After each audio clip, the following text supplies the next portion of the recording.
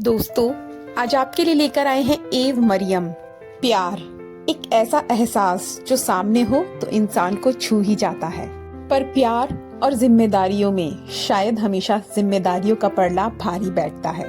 कहानी शुरू करने से पहले प्लीज चैनल को लाइक, शेयर एंड सब्सक्राइब करें। मरियम एक 40 साल की नर्स जिसका घर अब ये चर्च ही है। यहाँ मरियम के साथ 7 और नन रहती हैं, जिसमें मरियम का काम इन बूढ़ी नन की सेवा करना है। वो इन बूढ़ी हो चुकी नन्स की रोजमर्रा की जिंदगी का हर काम रोज मैनेज करती है, चाहे नहलाना धुलाना, दवाई देना या खाने पीने का बंदोबस्त हो। एक दिन सोते समय वो सपना देख रही है कि उसके कमरे की खिड़की खोलने पर सामने समुद्र और बहुत तेज चलती हुई हवाएं तेज आवाज कर रही हैं, और उसी दौरान एक नीली तितली उसकी खिड़की पर आकर बैठ जाती है।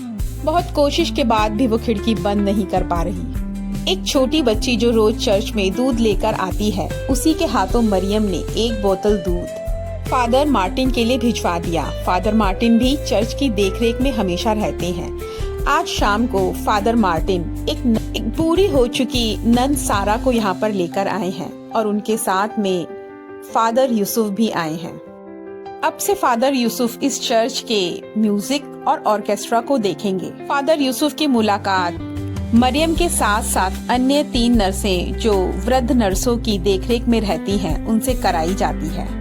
पर ये नई नन सारा ज्यादा किसी से बात नहीं करती, और इनकी टेक केयर की जिम्मेदारी मरियम को ही मिली है। आज सुबह वो बाथरूम में मरियम को बेहोश पड़ी मिली, जिसके बाद मरियम को उनकी खासी चिंता होने लगी।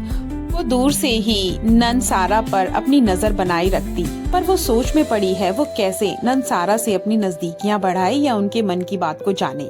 आज फिर से छोटी बच्ची के द्वारा दूध लाने पर मरियम ने फादर मार्टिन के साथ साथ फादर यूसुफ के लिए भी दूध भिजवाया, और साथ में खाने की चीजें भी।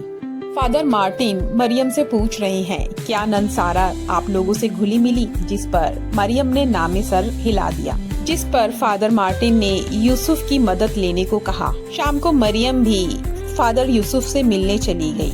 वहाँ उसने देखा फादर यूसुफ अपने स्टूडेंट्स को म्यूजिक सिखा रहे हैं। फादर यूसुफ की नजर भी बाहर पड़ी।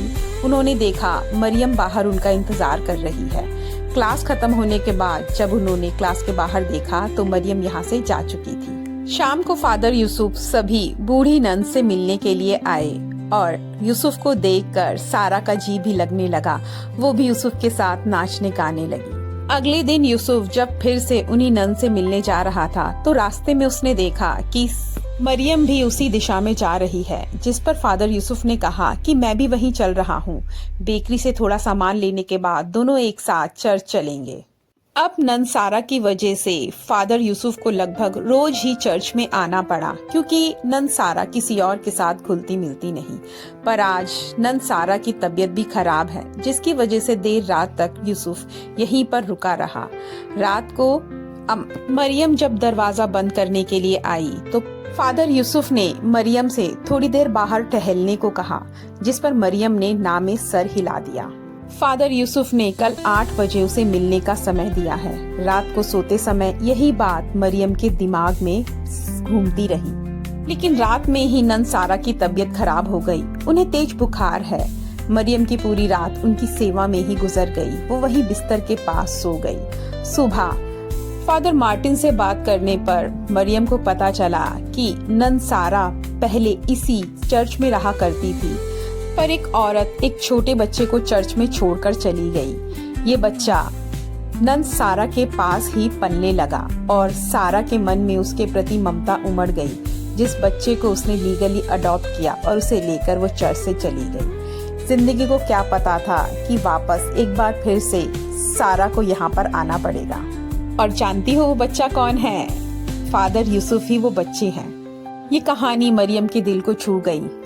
मरियम को फादर यूसुफ का म्यूजिक बहुत पसंद है। वो चुप चुप कर घंटों उनके म्यूजिक को उनकी क्लास के बाहर खड़ी होकर सुना करती थी। धीरे धीरे मानो फादर यूसुफ मरियम के मन में अपनी जगह बनाने लगे हैं। अब वो उनकी क्लास के बाहर तो खड़ी होती ही है, शाम को रोज उनके इंतजार में भी रहती है, जैसे एक बार उनकी झलक मिल जाए और फादर यूसुफ उससे कुछ बात कर जाए। मरियम को उसके कमरे में एक चिट्ठी मिली है जिस पर लिखा है कि मैं तुम्हारा इंतजार रात 8 बजे उसी बेकरी शॉप के बाहर करूंगा। और फादर यूसुफ तय समय पर वहां पर आ भी गए, लेकिन मरियम अपने आप पर नियंत्रण करती रही कि वो वहां नहीं जाएगी। लंबा समय बीत जाने के बाद फादर यूसुफ तो यहाँ से चले गए, पर पीछे से मरियम उनसे मिलने आई थी। वो भी अपने आप को रोक ना पाई, पर जब फादर यूसुफ उसे ना मिले तो वो वापस चर्च में आ गई। वहां आकर उसे पता चला कि नन सारा की तबीयत खराब है, इसलिए यूसुफ को वापस आना पड़ा। अभी यूसुफ को पता नहीं है कि सारा उनसे मिलने आई थी, पर ये सारी गहमा गहमी नन सारा समझ चुकी है और वो यूसुफ को समझा रही है कि तुम गलत रास्ते पर जा रहे हो। यूसुफ जवाब में कहता है, हर किसी को उसकी किस्मत का फैसला खुद करने का हक होना चाहिए।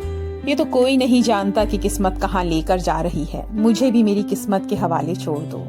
नन सारा समझ गई, अब बहुत देर हो चुकी है, मैं इसे समझा नहीं सकती। यूसुफ की तरफ से खतों का सिलसिला लगातार शुरू हो गया। वो किसी न किसी के हाथों मरियम के लिए चिट्ठी भिजवा देता। बहुत दिनों तक मरियम इन्हें इग्नोर करती रही, पर एक दिन यूसुफ उसके दरवाजे पर आकर खड़ा हो गया और वो पल मरियम अपने आप पर नियंत्रण न पा सकी और सभी बंधनों को छोड़कर वो यूसुफ के साथ आज बाहर आई है। दोनों में कोई बातचीत तो नहीं है, पर इस पल में दोनों अपने ही अपने मन में बहुत खुश हैं। मुलाकातें दिन पे दिन बढ़ती जा रही हैं, जिसकी वजह से वो अपने कमरे में रात को देर से जाती और सुबह उठने में देर हो जाने की वजह से चर्च की प्रेयर में भी देर से शामिल होती।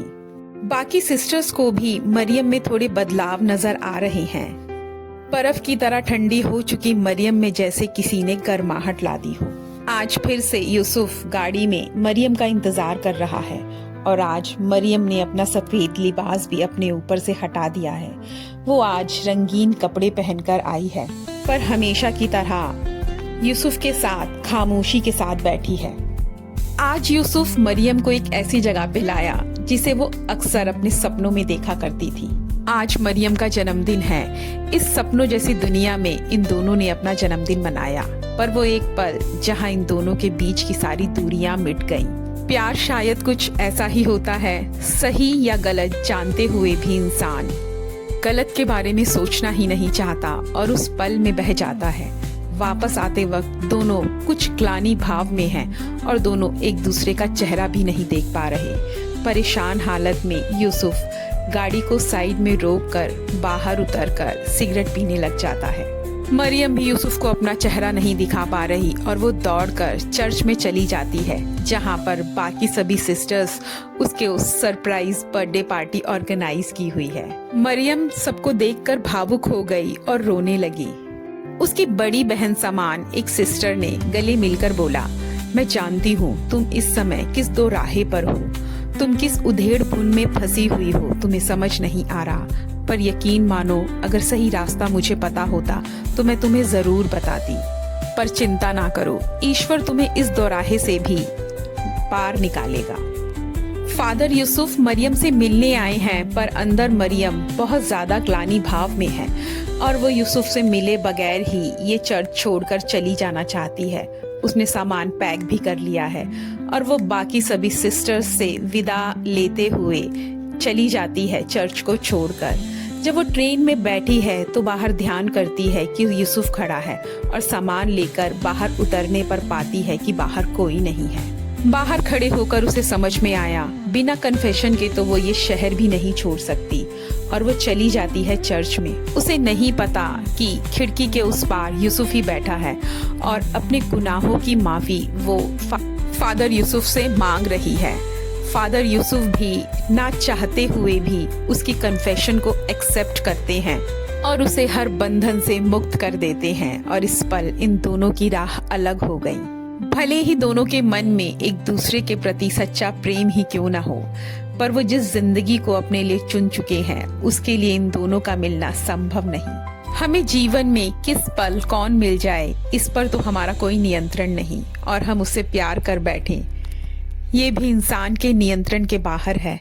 पर प्यार के बाद हमें क्या फैसला लेना है इस पर तो हमारा जोर है।